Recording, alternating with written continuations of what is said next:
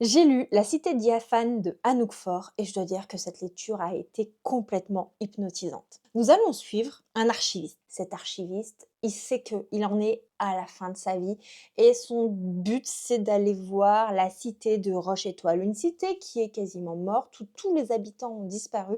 On ne comprend pas pourquoi et il est là pour retracer l'histoire de cette cité. Il va y aller, mais contre toute attente, il va rencontrer des gens, une chevaleresse, une prêtresse, un prince, une princesse perdue.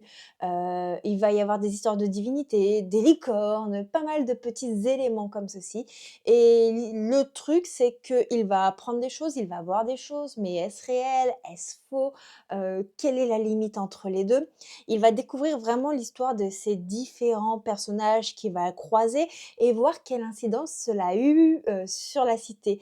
Il y a beaucoup de choses où on se demande: «Comment c'est possible? Est-ce possible?» et tout cela va poser énormément de questions religieuses, mais également des questions sur la civilisation, le respect de soi, le fonctionnement sociopolitique d'un lieu et sur, tout ce qui est lien, de filiation et j'ai trouvé ça hyper hypnotisant, relaté avec une plume poétique à souhait, mais vraiment envoûtant.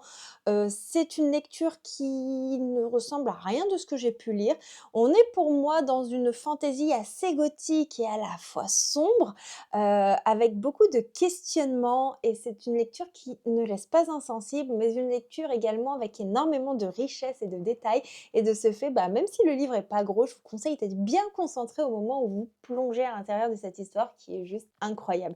N'hésitez pas à me dire si ça pourrait vous tenter en commentaire. Et d'ailleurs, je vous ai pas précisé, mais c'est un petit service de presse de la part de Pocket Imaginaire que je remercie énormément pour leur envoi.